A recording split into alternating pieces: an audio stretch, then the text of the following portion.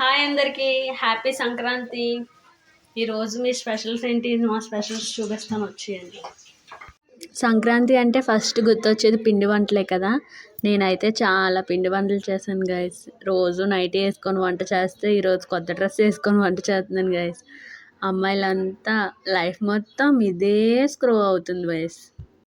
సరేలేండి, సంక్రాంతి దగ్గర నుంచి రియల్ లైఫ్లోకి వచ్చేస్తున్నాం మనం ఈరోజు ఉదయం లెగ్గానే ముగ్గులు వేసాం గైస్. చూడండి నా ముగ్గు ఎంత బాగుందో అని నేను చెప్పుకోను, యావరేజ్. ఈరోజు మా నాన్నమ్మ వాళ్ళకి బట్టలు పెట్టలేదు, ఎందుకంటే మాకు మైలు వచ్చింది. సిటీస్లో అది బట్టలు పెట్టుకుంటారో లేదో తెలియదు, అంత ఐడియా లేదు. కానీ మా సైడ్ అయితే బట్టలు పెట్టుకుంటాం. కానీ ఇక్కడికి రాగానే మా నాన్నమ్మ మాత్రం డెఫినెట్గా గుర్తొస్తుంది గైస్. మా నాన్నమ్మ అంటే నాకు చాలా ఇష్టము.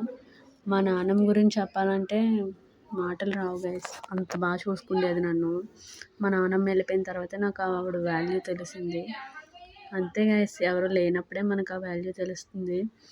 ఇంకా సంక్రాంతిలోకి వచ్చేస్తే పిండి వంటలు చేస్తున్నాం గైస్ కూర్చొని. మా అబ్బాయి చూడండి తిని పెడుతూ ఉంటున్నాడు, హాయ్ చెప్తున్నాడు గైస్. ఇదిగో జంతుకులు, చక్కలు అంటారు కదా, అవి చేసాము. ఒక్కొక్క దగ్గర ఒక్కొక్కటి అంటారు, అంత ఐడియా లేదు.